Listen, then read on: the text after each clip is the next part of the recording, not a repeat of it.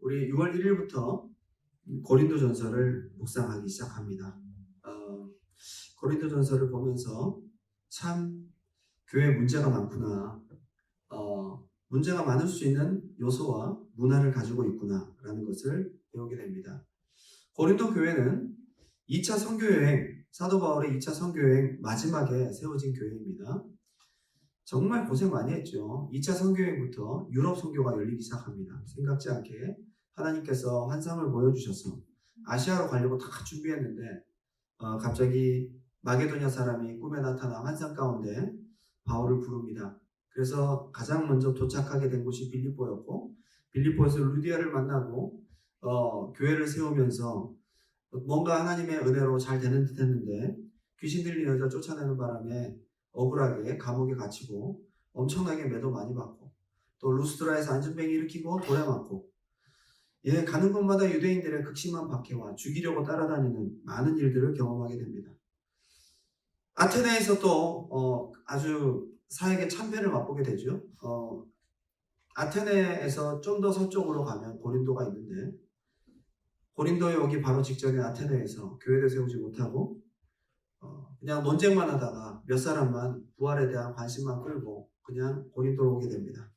아마 고린도에 왔을 때 바울의 마음은 지치고 연약하고 두려운 상황이었던 것 같습니다. 그래서 사도행전 18장 3절에 아니죠. 고린도전서 2장 3절에 보게 되면 성령의 지식과 지혜, 이 고린도 교회 설립을 하게 될 때 내가 정말 힘들었다. 그러나 하나님의 능력으로 이 고린도 교회를 세우게 되었다. 성령의 능력이 아니고서는 고린도 교회가 세워질 수 없었다라는 것을 피력하면서 당파로 나뉘어지고 누가 똑똑하고 누가 잘났느냐라고 하는 사람들에게 성령의 지혜와 지식이 있어야 됨을 소개하고 있는 것이죠. 고린도는 무역과 산업의 도시고 아시아와 유럽 그리고 해상과 육로를 잇는 엄청나게 큰 도시였습니다. 그만큼 많은 인종과 수많은 물건들, 수많은 사상과 종교와 철학들이 다 모이는 곳이라고 볼 수 있습니다. 특별히 이 사상은 그리스 철학을 본받았고요. 쾌락은 따라올 수 없는 정도로 아주 앞서가고 있었습니다. 아프로디테라는 관능적인 여신을 섬겼고요. 대형 신전만 12곳이 있었다고 해요. 뱃사람들의 꿈의 도시입니다. 쾌락의 도시. 두세 달 동안 그렇게 배를 타고 먼 곳을 여행하고 난 다음에 돈을 좀 벌면 여지없이 그곳에서 돈을 쓰고 즐기고 가는 휴양도시, 음란한 도시입니다. 그래서 우상숭배와 음행이 생활이고요. 철학과 사상의 혼탁함이 있는 도시가 바로 고린도입니다. 사도 바울이 두려울 만하죠. 모든 것 나쁜 거 다 합쳐놓은 도시야. 지금까지 2차 전도행하면서도 너무 힘들었는데 여기는 완전히 종합반이네. 아테네보다 더한 거죠. 그래서 못하겠다. 그러고 있을 때 사도행전 18장에 고린도 교회 사람들을 만나고 고린도 교회를 설립하게 된 계기를, 정황을 설명하고 있습니다. 바울이 너무 두렵고 떨릴 때에 유대인들의 박해를 받고 고린도도 마음에 안 드는데 회당에 가서 전했더니 유대인들이 완전히 그냥 사도 바울을 쫓아냈어요. 그래서 회당 가까이에 있는 어떤 사람 집에서 묵을 때에 밤에 주님이 나타나시고 바울에게 말씀하죠. 두려워하지 말고 내가 너에게 전하라는 것 그대로 전해라. 힘내라 바울아. 이곳에 나의 백성이 많다. 뜻밖의 주님의 음성을 듣고 바울은 용기와 힘을 내요. 그냥 거기 떠나려고 했을지 모르겠는데 1년 6개월, 그러니까 18개월 정도를 머물면서 고린도 교회 이방인들을 전도하고 사람들을 전도했는데 폭발적인 부흥이 나. 그곳에 그 많은 죄와 문화와 정말 혼합주의적인 그런 철학 사상이 그렇게 많은데도 불구하고 그들의 삶이 그렇게 거룩하지 않은데도 불구하고 엄청난 부흥의 역사가 나타나고 성령의 역사와 은사가 많이 나타났습니다. 그래서 그것을 또 정리하느라 고린도전서 12장부터 14장까지 은사장이 또 필요한 거죠. 그렇죠? 전적인 하나님의 역사하심으로 세워진 교회. 근데 이 고린도 교회에 문제가 참 많았는데요. 은혜도 많았지만 문제가 많았습니다. 글로에라는 사람이 보다 못해서 사도 바울에게 양심선언을 하죠. 교회 상황을 이대로 보고는 안 되겠다. 우리 교회 망하게 생겼구나 해서 바울에게 상황들을 쭉 얘기를 하는데, 글로에가 보기에도 이 당파 싸움, 이 나뉘어진 교회의 모습들이 이거 큰일 났구나 라고 싶을 정도로 문제가 있었던 것입니다. 교회의 분열, 그리고 음행, 그리고 우상숭배와 재물에 대한 은사적으로 혼란이 있었고요. 이런 여러 가지들을 보고받고 또 질문을 받으면서 사도 바울은 고린도 교회에 편지를 쓰게 되는 것이죠. 그 가운데 많은 부분을 할애하면서 가장 먼저 큰 문제를 단도직입적으로 다루는데 그게 마음이 나뉘고 교회가 파가 생겼다. 여러분 이게 얼마나 심각한 문제면 음행보다도 우상숭배보다도 우상의 제물보다도 은사적인 혼란보다도 이걸 먼저 많이 다룰까요? 영적으로 아는 사람은 이것이 얼마나 교회를 죽이는 것인지를 알고 있다는 겁니다. 마음이 나뉘고 교회가 분열되는 것이 얼마나 큰 문제이길래 음행과 우상숭배, 은사적인 무분별과 혼란을 다 뒤로하고 이 문제부터 다룰까? 각 문제의 정도의 차이가 물론 있겠지만 아무래도 제한된 페이지 안에서 가장 필요한 권면들을 엑기스로 가장 필요한 이야기들, 편지를 장황하게 쓸 수가 없잖아요. 그 중에서도 가장 먼저 많은 부분을 차지하고 있는 것이 바로 교회 분열의 문제인데 영적 지도자인 바울이 분별하기에 이것이 교회 망하는 요인이구나 라고 바울은 판단했던 것입니다. 어떤 분열이었어요? 야, 나는 바울한테 은혜를 받았어. 아니 나는 베드로한테 안수를 받았거든. 아니야 나는 아볼로한테 성경 공부를 배웠어. 야, 이도 저도 아니야. 그리스도가 최고야. 이 분파가 나뉘다 보니까 그리스도도 하나의 분파가 된 거예요. 심각한 무분별입니다. 여러분, 교회가 분열되면요, 그 교회는 생명력을 잃어버립니다. 성령으로 시작한 교회가 성령의 임재가 사그라들고 교회가 무너지게 생긴 것을 보고 바울은 다급한 마음이 들어서 이 분열의 문제부터 해결해야 되겠는 거죠. 에베소서에서 교회론을 다루고 있어요. 에베소서는 1장부터 마지막까지 교회에 대한 이야기들을 하고 있는데 한마디로 얘기하면 머리 대신 그리스도 그리고 그 그리스도와 모든 지체가 상합되어서 어느 정도로 연합이 돼야 되느냐? 우리 몸처럼 세포가 연결되고 신경이 흐르고 그 다음에 피가 흐르고 모든 것들이 통하고 흐르고 유기체로 활동할 정도로 딱 붙어 있어야 된다. 이게 에베소서에서 말한 교회론이에요. 그게 교회라고 얘기하고 있어요. 나뉜 것은 교회가 아닙니다. 교회는 그리스도와 함께 온 지체들이 하나 될 때 교회의 기능과 사명을 감당할 수 있고 그걸 교회라고 할 수 있습니다. 에베소서의 모든 권면을 한마디로 요약하면 에베소서 4장 3절에 나옵니다. 평안에 매는 줄로 성령이 하나 되게 하신 것을 힘써 지키라.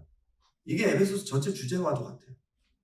평안에 매는 줄로 성령이 하나 되게 하신 것을 힘써 지키라. 몸이 하나요 성령도 한 분이시니 이와 같이 너희가 부르심의 한 소망 안에서 부르심을 받았느니라. 주도 한 분이요 믿음도 하나요 세례도 하나요 하나님도 한 분이시니 곧 만유의 아버지시라. 만유 위에 계시고 만유를 통일하시고 만유 가운데 계시도다. 우리 각 사람에게 그리스도의 선물의 분량대로 은혜를 주셨나니 그러면서 말씀하십니다. 하나라는 거예요. 하나. 다 하나. 그러니까 우리도 하나 돼야 된다. 이게 교회다. 라고 하면서 그 뒤에 7절에 굉장히 중요한 얘기를 하고 있는데 우리 각 사람에게 그리스도의 선물의 분량대로 은혜를 주셨나니.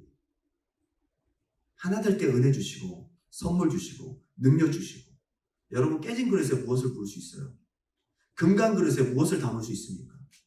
성령의 역사는 바로 그릇과 같은 곳에 담기는 교회가 하나 될 때 성령의 역사와 임재가 있는 거거든요. 지금 고린도 교회는 그런 면에서 볼 때는 성령의 임재가 소멸되게 생겼어요. 하나 되지 못하고 나뉘고 있는 것입니다. 교회의 시작은 여러분 우리가 잘 알다시피 마가 다락방에서 교회의 시작이 된 거 아닙니까? 성령 강림이 있었잖아요. 성령님이 임하시면서 거기 모인 무리가 예수 그리스도 안에서 하나의 몸이 됐잖아요. 그게 교회의 시작이고 시초인데 교회가 시작되는데 가장 중요한 요소는 마음을 같이하여 전혀 기도에 힘쓰니라.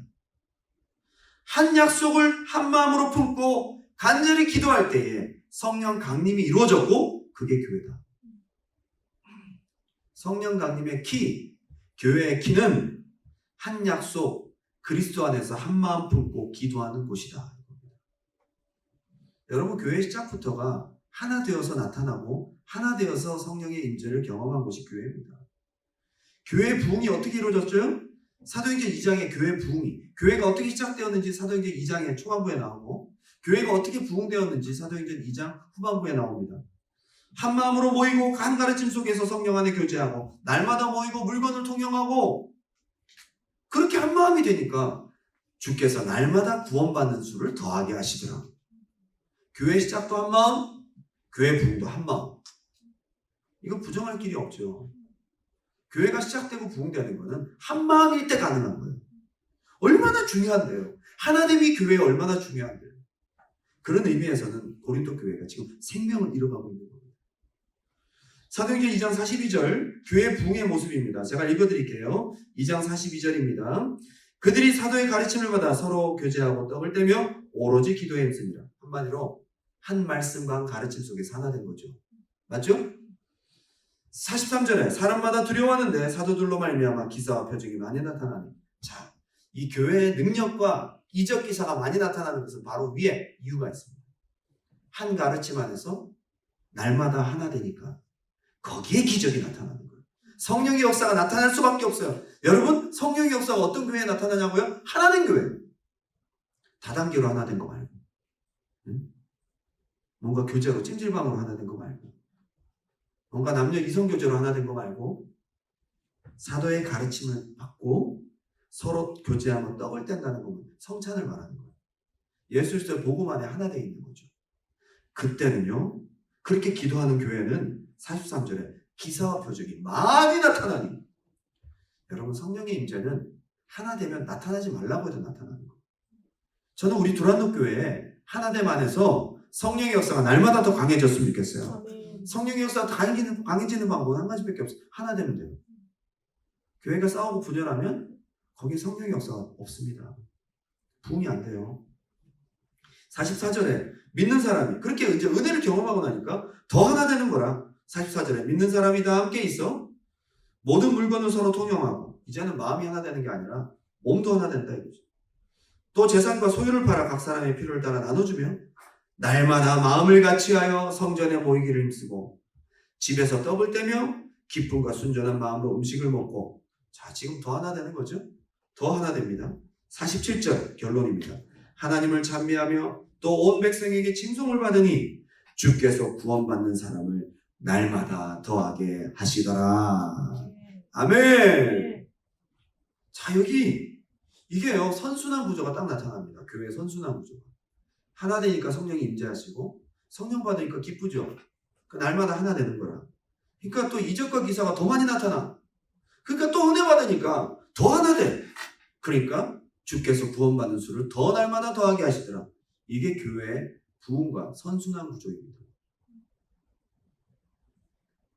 반대로 한번 얘기해 볼까요? 하나 되지 않으니 성령의 영감이 없어. 예배 시간마다 짜증나고 은혜가 안 돼. 예배 끝나고 또 싸워. 그 다음 주에 몇 명이 또 교회를 안 나온대. 주께서 떨어져 나가는 사람을 주께서 하시는 게 아니지 이거. 여러분, 이게 선순환 구조와 악순환 구조를 우리가 볼 수 있잖아요. 딱 반대예요 이게. 분리되고 싸우는 교회에 무슨 은혜가 있어요? 그런 교회 이렇게 나와가지고 무슨 은혜를 받습니까?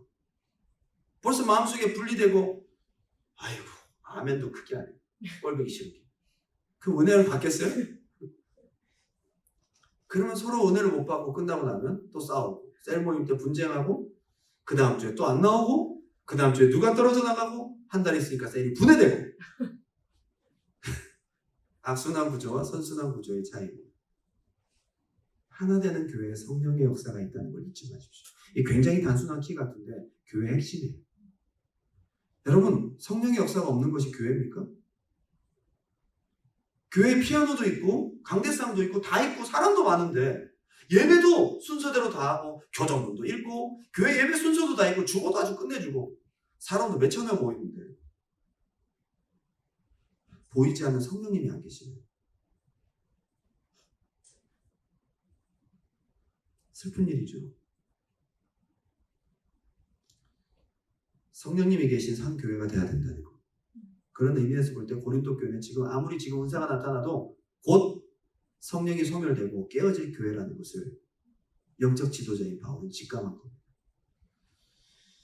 그러다가 사도행전 2장에 새로 시작하고 사도행전 2장 끝에 하나됨으로 부흥하고 사도행전 6장에는 교회가 위기가 옵니다. 왜 위기가 왔는지 아세요? 구제 때문에 위기가 와요. 구제를 하는데 이제 막 물건들이 통용되고 사람들이 헌금을 많이 하고 그러니까 교회가 돈이 많아졌어요. 그러니까 수입이 없는 과부들이나 아니면 남편이 없는 분들한테 이제 막 서포트하고 구제비를 나눠주는데 유대인 출신들 이방인들에게는 많이 주고 이방인 출신들 헬라파 이방인들에게는 조금 주고 그랬나 보죠. 뭐 하다 보니까 좀 그게 나뉘게 되면서 구제를 하고 열심히 사역을 한다고 한 것이 나뉘게 되는 역사가 나타나는 거예요. 불평불만이 생겨요. 마음이 나뉘어. 이러면 안 되지. 사도들이 그때 기도하다가 딱 분별합니다. 우리가 이렇게 나뉘는 일을 하면 안 돼. 말씀 전하는 것과 기도하는 일에 전무하리라. 마음을 하나로 모으는 게 중요하다는 것을 딱 분별하고 구제보다도 더 교회가 하나 되는 것이 중요하다는 것을 깨달은 거예요. 이런 분별력이 있어야 될 줄 믿습니다. 여러분 바자회하고 선교대회하고 해서 싸우면 안 해야 되고요. 아니면 하나 되어서 잘하든지. 하나 되어서 잘하면 최고고요. 하나 되지 못하고 싸우면서 하면 안 하는 게 낫고요. 어쨌거나 하나 되는 게 제일 좋습니다. 시기적으로 정말 중요한 순간에 사도들의 선택이 탁월했습니다. 7 집사를 딱 세우고 이 모든 것들을 딱 하나로 만들고 나니까 더 이상 말이 없어지고 다시 교회가 하나 되기 시작합니다. 그 이후에 스데반이 핍박받고 순교하죠? 교회가 흩어집니다. 놀라운 시기적인 잘 선택한 상황이었어요. 이렇게 마음을 하나로 내고 핍박을 당하니까 하나된 마음들이 흩어지니까 몸은 흩어졌지만 마음이 하나 돼 있으니까 선교의 역사로 이어지기 시작하고 안디옥 교회가 세워지고 전 세계 열방으로 선교가 전파되기 시작합니다. 마음이 하나 된 상태에서 흩어지니까 열매가 있고 전도가 되고 사명이 있고 선교가 이루어지더라 이겁니다. 놀라운 세계 복음화의 역사는 하나 된 마음에서부터 시작된다. 이때 만약에 사도들이 잘못 방향을 잡아서 그냥 흩어져 버렸으면 여러분 이거 참 교회 역사상 안타까운 일이 벌어질 뻔했어요.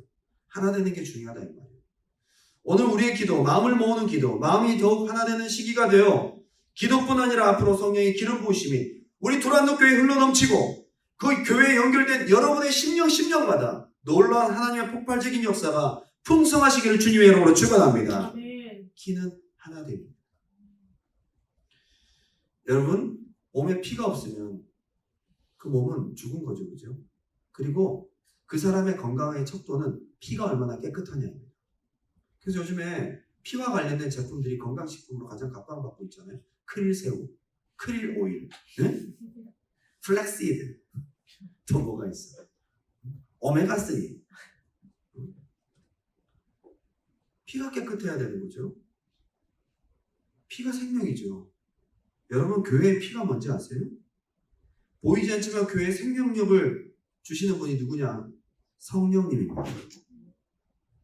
성령님의 역사가 없으면 피가 흐르지 않는 뭔가 같은 거예요. 보이지 않지만 굉장히 중요한 거죠. 그런데 중요한 것은 한번 따라합시다. 성령님은 하나됨에 굉장히 민감하시다. 이게 중요해요. 저는 다른 건 다 있어도 성령 없으면 목회 못할 것 같아요. 다른 건 다 없어도 성령님이 계시면 할 수 있을 것 같아요. 야외에서 모이면 어때? 집에서 성령님이 주시는 기쁨과 은사가 넘치면 여러분 진짜 목회할 맛이 나는 거죠. 기쁜 거죠. 모이는 거죠. 싸우는 교회, 마음이 나는 교회는 교회 건물이 없어지거나 교회 외부적인 조직이 당장 붕괴되거나 하지 않습니다. 싸워도 교회 건물 그대로 있습니다. 오히려 땅값 올라갈걸요? 예배도 드리고 찬양도 합니다. 교회 모임도 하고 조직도 그대로 있습니다. 근데 보이지 않는 성령님의 운행하심과 감동과 생명과 거듭남의 역사가 없어요. 눈물이 없어요. 계시도 없고 응답도 없고 모든 게 눈에 보이는 게 다 있는데 눈에 보이지 않는 성령님의 임재와 운행이 없어요. 인본주의적인 사람들은 뭔가 교회가 없다라고 생각되지만 좀 이상하지만 전혀 모르고 그냥 교회 다니는 사람이 됩니다. 이게 무서운 거예요. 아마 마음과 계파가 나뉘어져 있던 고린도 사람들도 이걸 몰랐을 수도 있죠. 그래서 외부 사람들의 이야기를 들어요. 사도 바울의 이야기를 들어요. 그 안에서 싸우고 있을 때 몰라. 바울의 이야기를 들었어야 되는 겁니다. 오늘 본문에서 바울이 아주 급한 마음으로 화두를 분쟁으로 꺼내고 있습니다. 자, 고린도전서 1장 9절 10절 다 같이 한번 읽어볼까요? 시작. 너희를 불러 그의 아들 예수 그리스도 우리 주와 더불어 교제하게 하시는 하나님을 미쁘시도다. 형제들아, 내가 우리 주 예수 그리스도의 이름으로 너희를 권하노니 모두가 같은 말을 하고 너희 가운데 분쟁이 없이 같은 마음과 같은 뜻으로 온전히 합하라. 가장 중요하고 피 같은 소리를 알아야 됩니다. 이걸 알아들으면 참 좋습니다. 분쟁하는 동안 성령의 역사가 충만했던 고린도 교회가 이제 성령이 소멸되는 것이 불보듯 뻔한 다음 스텝이에요. 이걸 알아서 지금 영적 지도자인 바울은 예민하게 이 얘기를 하고 있는 겁니다. 11절에 예 형제들아 글로의 지편으로 너희에 대한 말이 내게 들리니 너희 가운데 분쟁이 있다는 거예요. 제가 볼 때는 글로이라는 사람이 교회를 생각해서 자기가 찍힐 각오하고 사도 바울한테 얘기했을 것 같아요. 이게 중요한 문제이기 때문에 이걸 해결하는 데 있어서 자기가 낮아지고 자기가 비방받는 게 중요하지 않다고 생각했던 거예요. 훌륭한 사람이죠. 그리스도께서 어찌 나뉘었느냐? 바울이 너희를 위하여 십자가에 못 박혔으며 바울의 이름으로 너희가 세례를 받았느냐?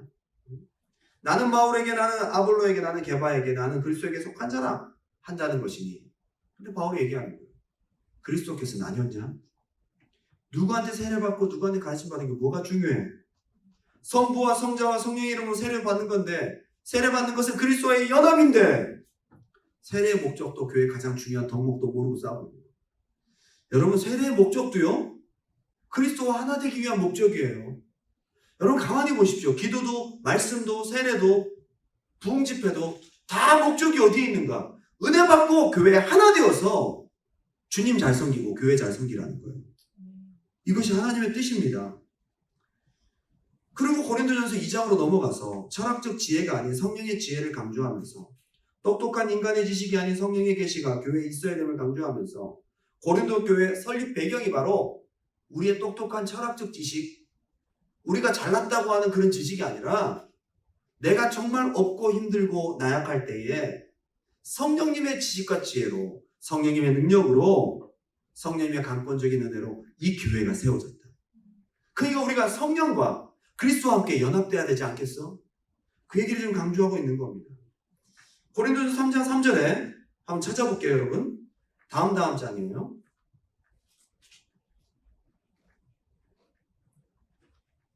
고린도전서 3장 3절에 제가 읽어드립니다. 너희는 아직도 육신에 속한 자로다.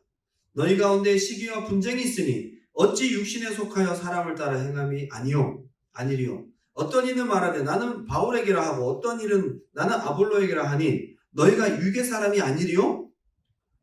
얘기를 하는 게 뭡니까? 사람 보고는 아니고 마음이 분열되고 전부 육체의 욕심이라고 얘기를 하는 거예요. 여러분 파 나누는 거 그리고 마음이 나뉘는 거 전부 육체의 욕심입니다. 잘 들으세요 여러분. 이거는 음행만 육체의 욕심이 아니고요. 내가 좋아하는 사람만 집중하고 싫어하는 사람 확실히 싫고 여러분 교회 안에서 너무 나의 어떤 성향이나 호불호가 너무 분명한 것도 여러분 뭐 육체의 욕심이에요. 영어를 맡아보세요. 맡아보면 처음에 다들 얘기하는 게 저랑 안 맞는 사람만 다 맡겨주세요. 그게 복이에요. 그 사람한테 맞춰주면서 내 육체의 소욕이 죽어가는 거예요. 제가 언제 제일 많이 죽어졌냐면요. 제일 내가 다루기 힘든 제일 내가 정말 나랑 얘를 이런 애는 내 세상에서 안 봐. 그런 사람들을 섬기고 하다 보면 힘들거든. 기도해야 되고 죽어져야 되고 만나기 싫은데 자꾸 하나님 감동하시면서 만나라는 거야. 그럼 또 만나서 얘기하다 보면 역시 마음에 안 들어. 그러나 그런 과정 속에 그 영혼이 너무 귀하고 그 영혼을 위해서 눈물을 흘리기 시작할 때부터 내가 죽어졌다는 것을 그냥 표시가 땀나다. 거기서 많이 죽더라고요. 전부 여러분 셀장에 들어오고 세른들 맡길 때고 누구 좀 맡아봐. 목사님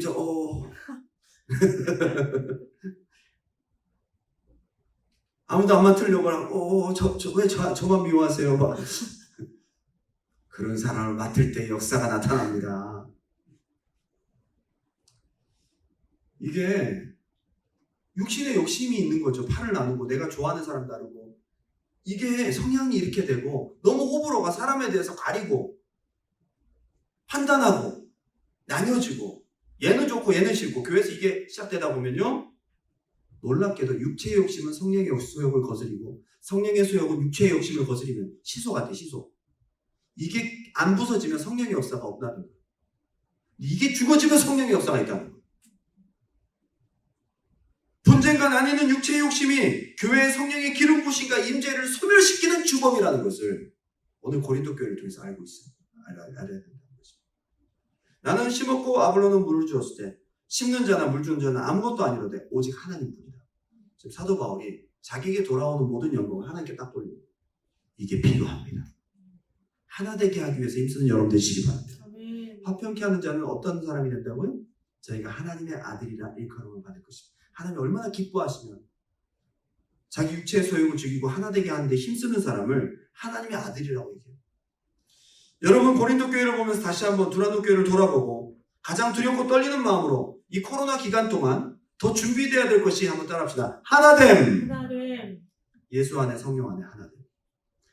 제가 왜 이것을 준비하면서 이 기간 동안 하나됨을 힘써야 되겠구나 했는데 왜 그런 생각을 하게 됐냐면 우리가 몸이 떨어져 있으니까 하나 되는 게 더 힘들어. 그죠? 사람은 자꾸 자주 보고 밥도 같이 먹고 그래야 더 마음이 하나 되고 그러는데 그래서 어쩌면 육신적인 교통이 없다 할지라도 오히려 영적으로도 하나 될 수 있는 보다 더 질 높은 하나됨을 가질 수 있는 그런 시간이 바로 지금이라는 거예요. 주님이 그걸 원하시고 계세요. 그러니까 하나됨을 더 튼튼하게 할 기회입니다. 우리 교회도 성령의 역사와 감동이 없으면 사실 끝이에요. 우리 교회가 무슨 성령의 역사와 감동이 없으면 우리는 교회로서의 생명과 사명을 잃어버립니다. 그때부터 교회에서로서 기능이 끝나는 거예요. 존재는 있지만 사명이 없는 교회. 여러분 교회는 존재적인 가치보다 사명적인 가치가 있어야 된다는 것입니다. 주님의 열매를 내야지. 주님이 쓰셔야지. 그러면 성령님의 역사가 있어야 되거든요. 살아있는 교회는 성령의 임재가 누구도 느낄 수 있을 정도로 살아있어야 된다는 것입니다. 제가 제일 기쁠 때가 언제냐면 처음 교회 오신 분이 이 교회는 앉으니까 저도 모르게 눈물이 펑펑 쏟아져요. 할렐루야. 아무것도 모르는 사람이 느낄 정도니까. 그죠? 응? 교회도 안 다니셨던 분이 이상하게 목사님 왜 저한테만 얘기하세요? 제가 당신을 언제 봤다고 미안한 얘기지만 하나님이 하시는 거예요. 이게 바로 성령의 역사가 살아있다는 증거. 칼끝이 살아있어요. 교회가. 그래야 된다고요. 성령님의 역사는 어디에 가장 민감하냐 한번 따라합시다. 하나됨. 여러분 그래서 합심기도 되게 중요해요. 우리 교회 가치는 합심기. 제가 새벽 예배를 어떤 분들이 만들자고 해서 만들고는 다 나갔어요. 그래서 우리 교회 새벽 예배는 만들자는 분들이 안 계시고 그냥 만들어진 곳에 오시다가 은혜를 받으신 분들이 지금 새벽 예배를 족장하고 계시는데요. 저는 야행성이라 새벽 예배를 그렇게 많이 추천하는 타입은 아니었지만 어쩌다 보니까 새벽 예배에 짐을 지고 저녁 기도도 해야 되는 아주 행복한 상황이 되었습니다. 새벽 예배 가운데 하나님 주시는 은혜가 뭔지 아세요? 몇 사람 안 모이는데 합심 기도를 하게 하실 거예요. 새벽 예배 가장 빛나는 가치는 마음을 하나로 모아 교회 지체들을 위해 교회를 위해서 그 새벽에 눈 비비고 와서 한마디씩 하는 기도를 하나님이 너무 기뻐하셔서 지금까지 우리가 올려드린 새벽 기도를 하나님 거의 다 들으셨어요. 놀라울 정도입니다. 전 그래서 새벽 예배에 대해서 사실은 코로나 기간에 좀 아쉽긴 하지만 제 몸이 좀 쉬고는 있지만 다시 새벽 예배를 하고 싶은 또 하나의 이유가 한 마음으로 기도하고 싶어서 한 마음으로 두 가지로 짧게 한번 나눠보겠는데요. 한번 따라합시다. 나도 모르게 들어온 세상 기질과 인간관계 습관 이게 지금 고린도 교회 안에도 들어와 있었고 우리 교회에도 들어올 수 있는 겁니다. 세상에서 형, 동생, 세상에서 친구, 내가 좋아하는 사람, 싫은 사람 안 만나고, 요즘은 더 하죠. 마음에 안 들면 봅니까? 점점 더 개인주의적이고 이기적으로 가는 이 세상에, 그냥 살아가기도 피곤한 세상에 마음에 안 드는 사람하고 만나서 호호하, 만나가지고 셀모임하고, 5명인데 1명만 마음에 안 들어 셀모임 나가시는 거예요. 이런 습관을 깨야 되는 거예요. 요즘에는 심지어 사람들하고 부딪히기 싫다고 온라인 예배만 드리고 집에만 있고, 지금은 어쩔 수 없이 온라인 예배를 드려야죠. 여러분들을 탓하는 건 아닙니다. 나중에 온라인 예배가 없어지면 다 모여야 됩니다, 여러분. 이게 습관이 되면 안 되는데, 그러다 보면 시험 들 일도 없고 부딪힐 일도 없지만 중요한 건 성장도 없어요. 성령의 역사도 소멸됩니다. 관계 속에서 성령의 역사. 은사가 왜 필요합니까? 나 혼자 살 것 같으면 은사가 왜 필요해요? 은사는 섬기기 위해서, 지체들을, 교회를 섬기기 위해서, 교회 덕을 위해서, 남을 위해서 은사가 필요하고 성령의 역사가 필요한 거거든요. 인간관계를 해오던 방식 그대로 고린도 사람들이, 나는 플라톤, 나는 소크라테스, 나는 아리스토텔레스, 이게 그 당시의 사회 문화였어요. 너는 누구에게 가르침을 받았냐? 넌 누구의 철학을 따르냐? 이게 아테네와 고린도의 생활 습관이었어요. 그래서 좀 더 그런 논쟁들을 하고요. 각자 철학들을 비교하고, 그러다 보니까 교회 오니까 가르치는 메신저가 여러 명인 거야. 바울이 선교한다고 아볼로에게 넘겨주고, 가끔 베드로가 오면 베드로 또 집회하고. 그러니까 이 사람들이 세상에서 하던 그 방식 그대로, 하나의 철학자를 나누고 분류하는 방식 그대로 아볼로와 게바와 베드로를 나누기 시작합니다. 이게 고린도 교회 문제였습니다. 나도 모르게 하나됨을 방해하는 요소입니다. 이게 세상 속에 있는 습관 그대로 갖고 와서 뭐가 문제인지도 모르고 교회에서 그걸 똑같이 하고 있는 거예요. 희한하게 끌리고 좋은 사람이 있습니다. 그렇게 끼리끼리 어울리는 관계가 교회 관계보다는 세상 방식에 더 가깝다는 것을 아셔야 해요. 여러분, 저는 우리 두란노 교회에서 사역자들은 물론이고요, 우리 모든 성도님들이 내가 좋아하고 내가 얘기하고 싶은 사람만 얘기하지 말고, 진짜 허물 없이 너나 없이 다 그리스도 안에서 하나 되었으면 좋겠습니다. 이게 어렵지만 이게 되면 교회에 놀라운 성령의 역사가 있어요. 이게 지금 저희가 코로나 기간 동안 우리 두란노 교회가 해야 될 과제가 아닐까 생각합니다. 사역자들도, 저도 저를 포함해서입니다. 제가 하나님 앞에 사람과 함께 사람 훈련을 되게 많이 받았거든요. 저도 굉장히 사람을 좋아하는 편이고, 저도 호불호가 분명한 사람이거든요. 네. 그러다 보니까 저도 모르게 좋은 사람, 나쁜 사람을 탓하는 것까지는 아니지만, 좋은 사람, 마음에 맞는 사람이 있으면 계속 얘기하고 싶고 계속 신방하고 싶고, 하나님 그거 싫어하시더라고요. 여러분, 제가 담임 목사가 성도들을 가리고, 그죠? 마음에 안 드는 사람은 전화도 안 받고 카톡도 답장도 안 해주고, 좋아하는 사람 맨날 만나고 우리 집에 맨날 부르고. 저희 집에 종종 오시는 분들은 제가 좋아서라기보다는 불쌍해서 죄송합니다. 농담이고요.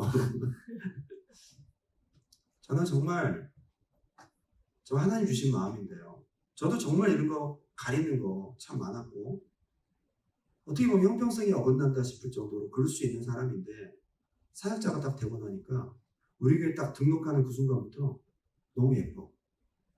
예. 그리고 아픈 손가락에 먼저 손이 가고 마음이 가고 기도가 갑니다. 하나님이 저에게 주신 마음이고요. 사역자들이 나누는 일을 하면 윗물이 맑아 아랫물이 맑는데, 그 교회가 부흥이 되겠어요? 하나님이 영혼 보내겠어요? 편애하는데? 하나님이 이 영혼 섬기라고, 하나님이 핏값 주고 산 귀한 영혼을 나에게 맡겼는데, 하나님 보실 때 너무도 사랑하는 사람들 골고루 사랑하지 않고 지가 좋아하는 육신의 소욕대로만 사랑하고 영혼 보내겠냐고요. 전 이게 너무 무서운 거죠. 그래서 하나님께 사랑 훈련을 시키신 거예요. 사역자의 인간관계가 특별히 이렇게 가면 하나님 굉장히 싫어하십니다. 제가 그걸 깨달았어요. 자기 사람 만들고 특정 사람하고 더 친밀하고, 이게 굉장히 이게 사실 끊기 어렵지만 사역자는 그렇게 해야 됩니다. 그게 훈련받은 사역. 훈련받지 못한 사역자는 어디서 차이가 나느냐? 사람관계 속에서 좋은 사람들한테만, 싫어하는 사람들 꺼려하고, 이건 제가 봤을 때 사역 아닙니다. 형평성을 잃어버리면 성령의 감동이 소멸되어 사역의 능력이 나타나지 않습니다. 절제 잘해야 됩니다, 여러분. 저도 그걸 놓고 날마다 기도하고 있어요. 앞으로 사역하려고 마음먹고 계신 분들은 이거 잘해야 됩니다. 내가 좋은 사람만 만나고 절대 안 됩니다. 하나님 또 너무 안 기뻐하십니다. 사심없이 공정하게 필요한 영혼들에게 필요한 말씀을 권면을 따라 때를 따라 하고 빠져야 되거든요. 치고 빠지는 걸 참 잘해야 되고 하나님이 원하시는 적절한 갭을 가지고 있어야 돼요. 너무 필요 이상으로 가까워도 안 되고 너무 멀어도 안 되고 참 이게 어려운데요. 하나님 그걸 원하세요. 사역자에게. 하나님의 대사가 되어서 주님의 말씀을 전하는 주님의 은혜를 전하는 통로로 쓰임받는 정도의 인간관계를 가장 적절하게 잘하는 사람이 사역 잘하는 사람이에요. 주님만 높여야 되고 자기가 좋아하는 사람만 신방하고 이건 자기 소욕입니다. 그건 신방 아닙니다. 자기가 좋고 편하고 뭔가 성도들도 중에서도 보면 참 보면 목회자한테 말이라도 한마디 더 잘하고 응? 그죠? 어떤 잘하고 하려고 하는 사람들 있잖아요. 네?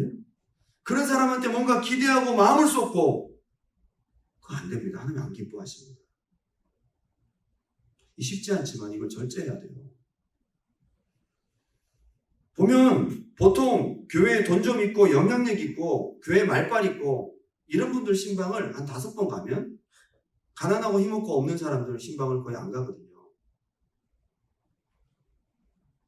이런 사람에게만 공을 들이고 하나됨을 방해하는 일입니다. 저가 그런 목회자가 안 되도록 기도해 주시고 우리 두란노교회 사역자들이 그런 사람 되지 않도록 기도해 주시기 바랍니다. 여러분 진짜 기도해 주셔야 됩니다. 사람이니까 하나님의 마음보다는 인간적인 감정이 앞설 때가 있는데 그거 끊어야 되거든요. 자기 감정과 소욕을 그냥 따라가는 사람은 하나님의 때를 따라 주시는 영원 성기라는 사인을 못 받아요. 제가 만약에 감정에 치우쳐서 좋은 사람만 맨날 전화 들면 오늘 누구한테 전화해볼까? 오늘 누구한테 신방해볼까? 그게 아니고 마음 가는 대로 감정 따라가면 성령님이 말씀 안 하세요. 적어도 사역자라면 아침에 일어나서 하나님 오늘 누굴 신방할까요? 오늘 이번 주에 누구를 만나야 될까요? 누구에게 전화를 해야 될까요? 내 마음을 비우고 딱 기다리면 성령님이 주세요. 그렇게 성령님의 사인을 받아서 해야 되는 것이 사역인데 내 감정이 이만큼 있고 마음 가는 대로 움직이면 성령님의 소통이 끊어진다는 거예요. 희한합니다. 아무래도 마음 가는 대로 전화하고 교회 사무실에 앉아서 필요한 영혼 안 나오는 사람들은 아무래도 불편하죠. 교회를 한 달씩 빠졌어. 나랑 서먹하지 벌써. 그죠?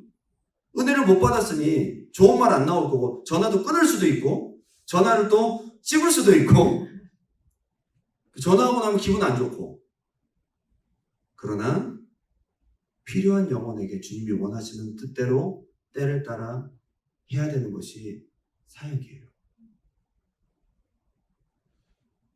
제가 보면요. 저도 이제 부교육자 사역을 많이 하고 교회 사무실에 앉아서 많이 보잖아요. 저도 그랬고 미안하지만 신방이라는 미명하에 하루 종일 전화해서 수다 떨고 아이고 집사님, 아이고 권사님 가만히 보면 사역이 아니라 자기 그냥 스트레스 푸는 거야. 집사님 보고 싶어서 전화했죠. 주님이 시킨 것도 아닌데 자기가 그냥 수다 떨고 싶어서 전화한 거야. 하루 종일.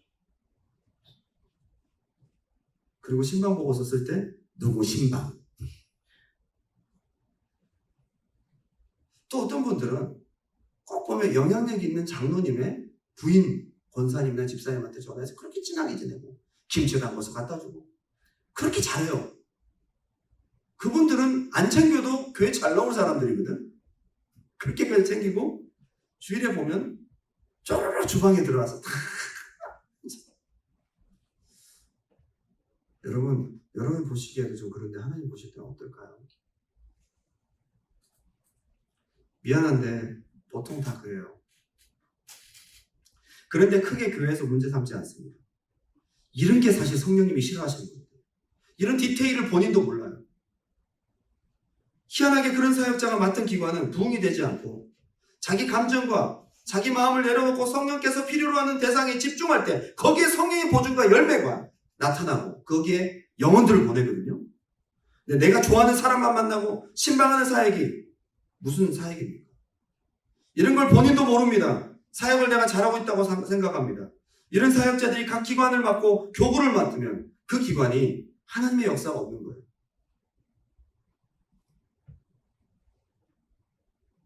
여러분, 이런 사역자가 안 되도록 기도해 주셔야 합니다.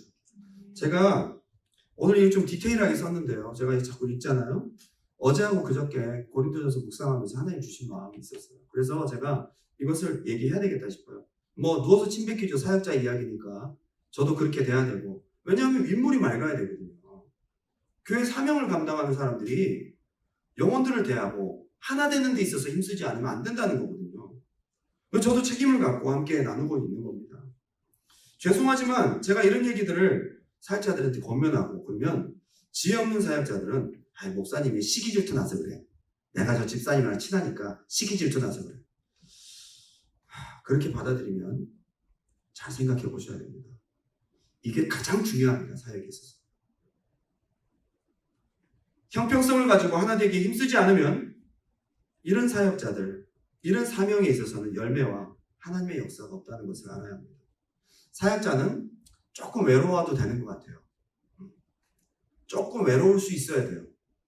나 혼자 있는 시간 꼭 필요하고 그래서 말씀 받고 중립에 서고 내가 좋아서가 아니라 하나님께서 돌보라는 사람을 나는 좀 불편하지만 예민하게 반응하고 그 사람에게 갈 수 있는 이런 준비를 항상 스탠바이 하고 있어야 된다.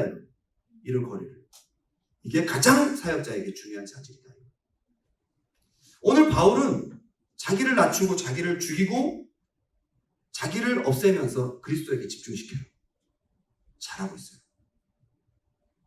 나는 바울에게, 나는 게바에게, 나는 아볼로에게 그러면 내 편한테는 좀 이쁘고 아볼로한테 나한테 은혜 받아놓고 아볼로한테 마음에 안 드는데 내 편인 줄 알았더니 바울이 그러지 않았다 이 말이에요. 내 편이든 네 편이든 편 가르는 것 자체가 교회에서는 없어져야 되니까 나는 없고 그리스도에게. 이것이 사역자예요. 보통 큰 교회 부사역자들은 관계를 잘 쌓아서 나중에 자기가 개척을 하거나 사역을 할 때 어떤 의도를 가지고 대할 때도 있어요. 그런 의도가 없어야 하고 사람을 대할 때 특정한 자기의 소욕을 채우려는 목적이 없어야 됩니다. 공들일 사람에게는 아주 상냥하고 관리자들, 유학생들, 금방 왔다 갈 사람들한테는 소홀하고 하나님이 그 마음 모르시겠냐 이 말이에요. 여기 어떻게 성령의 역사가 있겠어요? 저는 여러분 셀장님들에게도 권면하기 원합니다. 영혼들을 전도하시는 분들에게도 권면하기 원합니다. 영혼 전도하고 난 다음에 내가 이만큼 전도했다. 없어져야 됩니다. 이 마음 없어야 합니다. 셀장님들도 우리 셀이 처음에 3명이었는데 6명으로 늘었어요. 감사한 일입니다. 근데 당신이 한 것이 아닙니다. 셀 부흥과 영혼 전도 전에 꼭 알아야 될 한 가지. 절대 내 사람 만들지 말고 절대 내 공로 세우지 말고 예수의 사람 만드시기 바랍니다.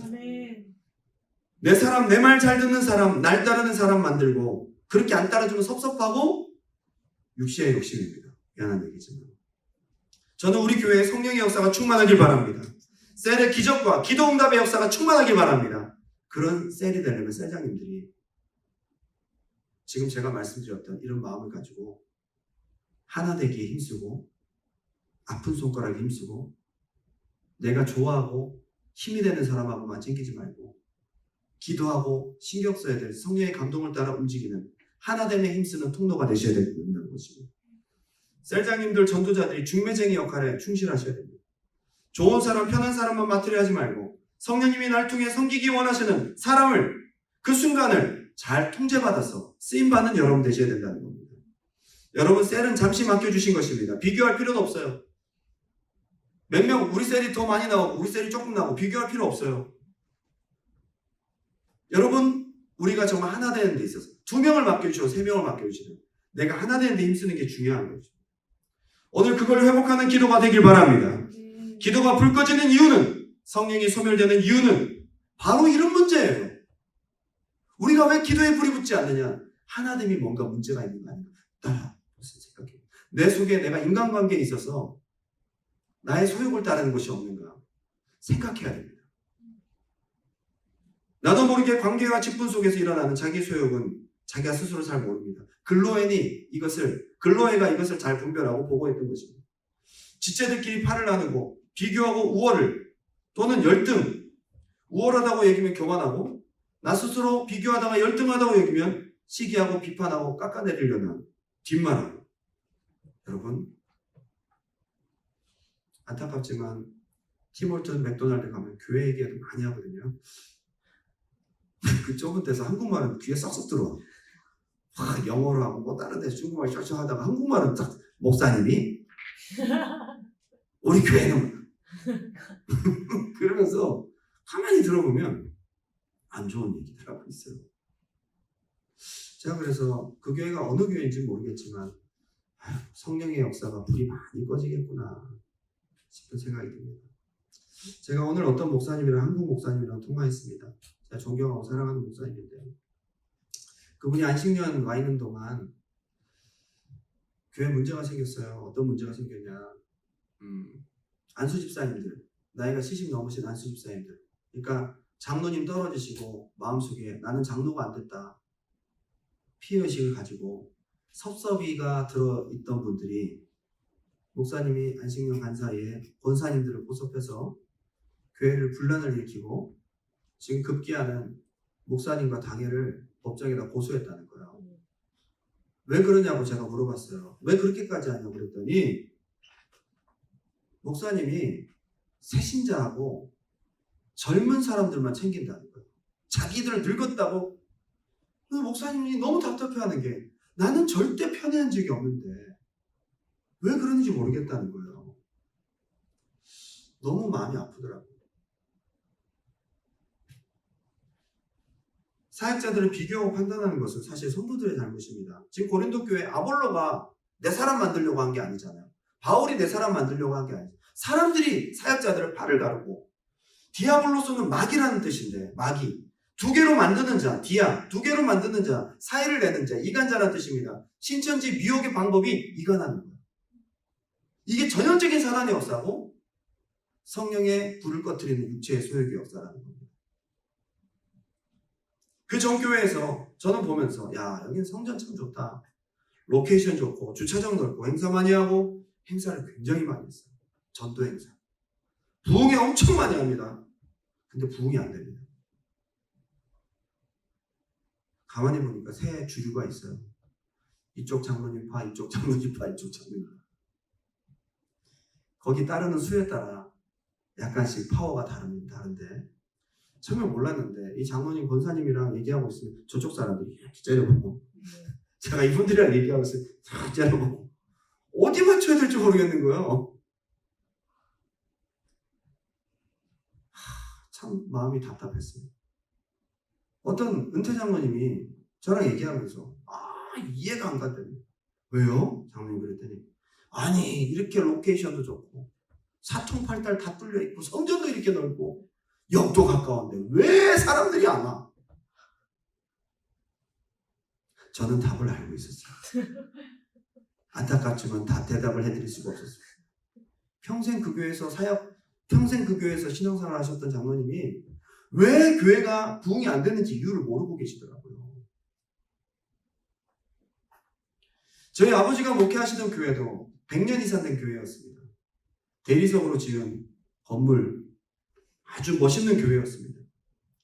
전임 목사님이 암으로 돌아가시고 학교 교장 출신이신데 가보니까 교회가 3분 오열되어 있는데 너무 오래되고 골이 깊어요. 역사는 오래됐는데 교회가 부흥이 안 됩니다. 오히려 고인물과 같은 상황입니다. 거기서 분리돼서 시장 입구에다 새로 개척한 교회는 3배로 커졌어요. 이 교회는 오래됐는데도 부흥이 안 되고 있어요.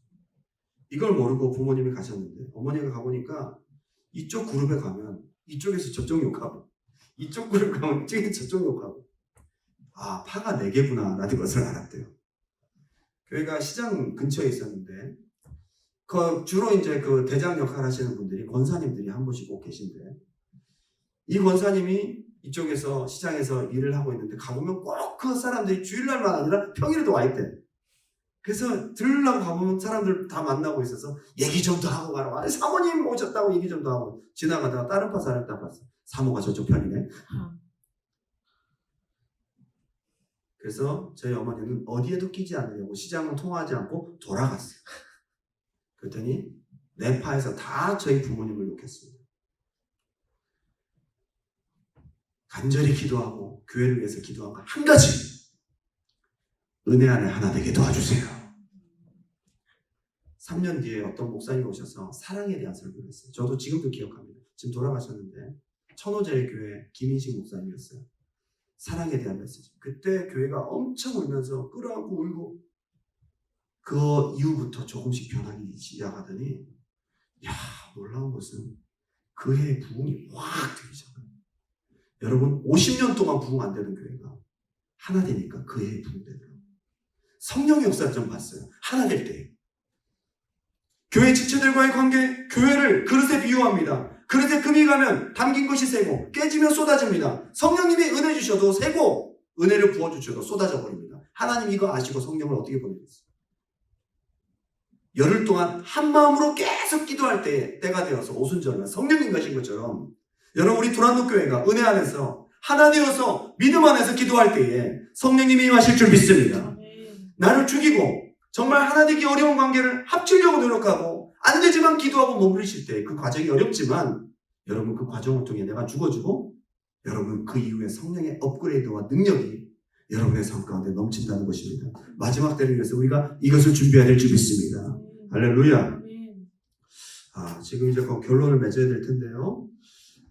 두 번째는 나는 없고 오직 예수, 나를 오직 성령의 종으로 한번 따라합시다. 나는 없고 성령, 예수.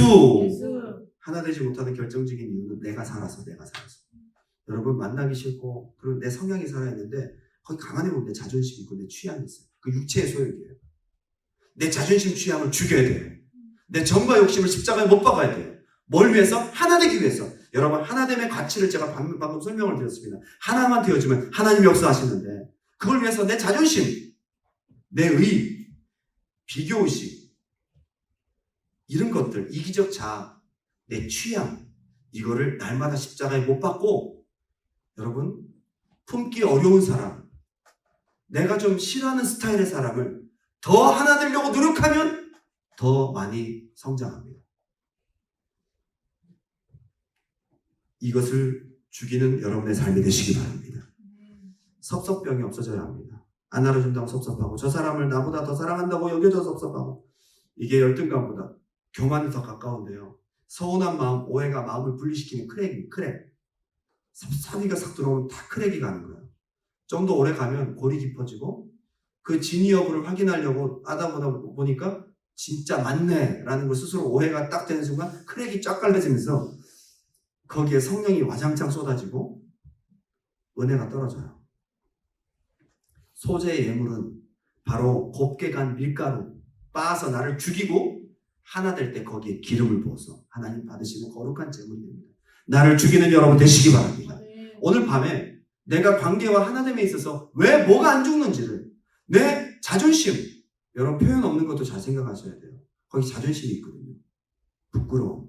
내가 왜 저 사람한테 이렇게 숙이고 해야 되지? 교만이 있거든요. 이런 것들을 다 깨뜨리고 나는 죽고 예수를 드러내는 하나됨의 기질을 만드는 오늘 밤이 되시기 바라겠고 거기에 놀라운 역사가 있기 바랍니다. 결론을 맺으면서 마태복음 18장 18절 진실로 너희에게 이르노니 무엇이든지 너희가 땅에서 매면 하늘에서 매일 것이요 무엇이든지 땅에서 풀면 하늘에서도 풀리리라. 진실로 다시 너희에게 이르노니 너희 중에 두 사람이 땅에서 합심하여 무엇이든지 구하면 하늘에 계신 내 아버지께서 그들을 위하여 이루게 하시리라. 얼마나 기뻐하시면 하나 되는 것은 두 사람만 모여도 나 함께 할게. 마음을 하나 되는 데서는 두 사람만 있어도 함께 안 돼요. 두세 사람이 내 이름으로 모인 곳에 나도 그들 중에 있느니라. 그런데 18장의 내용을 가만히 보면요. 교회 그 하나 되지 못하고 막 이런 것들 있잖아요. 막 문제 일으키는 사람들.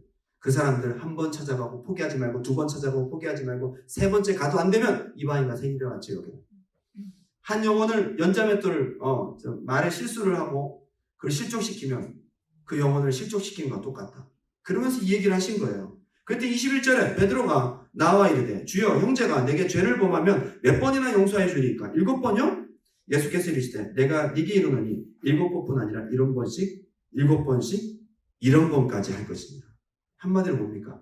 이 사람이 용서를 빌면 7번이라도 해줄 뿐만 아니라 70번씩. 한마디로 하나 되는 데 있어서는 무제한이다. 너희들이 하나 되는 데 있어서는 무제한이고, 그렇게 하나 되어서 두세 사람만 모이면 나는 함께 할 거야. 여기 기도응답이 있고 성령의 역사가 있는 줄 믿습니다. 지금 이것을 사도 바울은 통탄하면서 이 원리를 가지고 너희 파 나누지 말고 하나 되어라. 고린도 교회가 이렇게 하나 되어 출발해서 놀라운 성령의 역사가 있었다는 것을 그렇게 보여주고 있습니다. 오늘 이것을 성령님께서 여러분에게서 기다리고 계십니다. 성령의 역사와 부흥은 하나 될 때, 합심하여 기도할 때, 그때 나타납니다. 마지막으로 우리가 함께 찬양하고 기도할 때에 내가 하나됨에 있어서 여전히 남아있는 나의 소욕과 자아, 내 감정, 여러분 더 중요한 것은 내 취향이에요. 내가 뭔데 사랑가예요? 내가 누구를 판단합니까? 교회에 들어온 지체는 어떤 모습, 어떤 형색이든 그 사람은 우리의 형제고 그리스도 안에서 지체예요.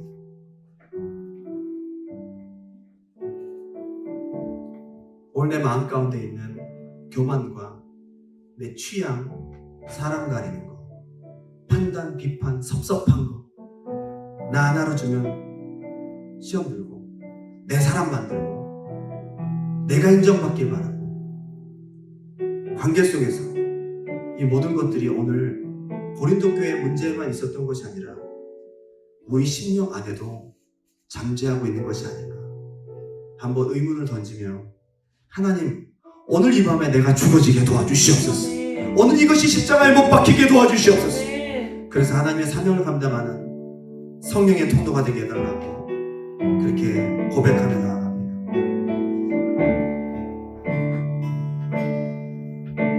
이제는 내가 없고 오직 예수님만 내 안에 살아계신 오직 예수님만 찬양하며 살리라 예배하며 살리라 내 안에 계시는 오직 예수님만. 다시 한번 고백합니다. 이제는 내가 없고 오직 예수님만 내 안에 살아계신 오직 예수님만 찬양하며 살리라 예배하며 살리라 내 안에 계시는 오직 예수님만. 주님은 나의 아바 아버지 내 상한 영혼 만지시고 주님은 나의 하늘 아버지 나의 모든 것 주님께 맡기리 이제는 내가 없고 오직 예수님만 내 안에 살아계신 오직 예수님만 찬양하며 살리라 예배하며 살리라 내 안에 계시는 오직 예수님만. 한번 이 시간 무릎 꿇고 기도하길 바랍니다.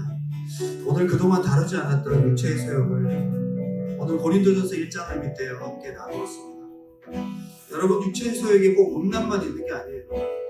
꼭 성욕과 식욕과 무욕만 있는 것이, 명예욕만 있는 것이 아니에요. 오늘 우리가 고린도전서 1장을 통해 보는 이 모든 것들보다 교회를 무너뜨리는 가장 충격적인 육체의 소욕이 내 안에 있는데, 그걸 고린도 교회 성도들이 모르고 있었다. 그것이 무엇입니까? 하나 되지 못하게 만드는, 관계 속에서 그리스도 안에서 하나 되지 못하게 만드는 나만의 취향, 내가 좋아하고 따르는 구원, 평가와 판단, 내 자존심, 내 의. 오늘 이것이 주님과 함께 십자가에 못 박혔으면 좋겠어요. 저는 오늘 고린도서 1장을 보면서 많이 회개했어요. 참, 우리 하나님, 우리 예수님이 과연 나랑 맞아서 이 땅에 오셨겠는가 싶어요. 성령님이 내 속이 편해서, 거룩하신 성령님이 내 안에 계신가 싶어요. 맞춰주신 거지. 맞춰주신 거지.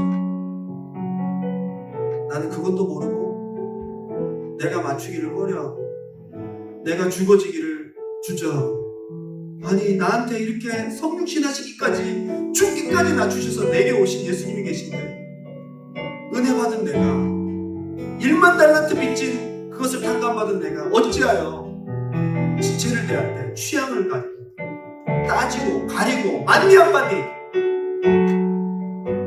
여기에 성령의 역사가 있을 수가 없다는 것입니다. 우리 두란노교회에서 오늘 이거 뽑아버립시다. 오늘 하나님께서 너무 감사한 것은 우리 내면에 있는 것들을 지적하시고 뽑아내라고 말씀하십니다. 그렇게 할 때에 저는 우리 두란노교회 지금까지 부어주셨던 성령의 역사보다도 더 큰 기름 부으심과 가보도 영광이 임할 줄 믿습니다. 저는 이 코로나 기간에 우리가 이것을 발전시켜서 다시 모일 때는 날마다 구원받는 자가 더하게 하시는 초대교회와 같은 놀라운 부흥과 역사와 성령의 간섭하심과 기름 부으심과 은혜가, 회복과 기적의 역사가 있길 바랍니다. 우리 두 손 번쩍 들고 내 안에 있는 육체의 소욕을 오늘 못 받고 발견하고 회개하고, 하나님 내가 화평케 하는 통로가 되게 도와주시고, 나는 죽고 성령을 드러내는 사람이 되게 도와주시고, 우리 셀에서 우리 교회에서 하나님 내가 죽어짐으로 하나 되는 연결고리, 다리가 되게 도와주시옵소서. 내 속에 있는 거리낌과 취향들이 죽어지게 도와달라고 우리 주님의 이름 한번 뜨겁게 부르고 기도합니다. 주여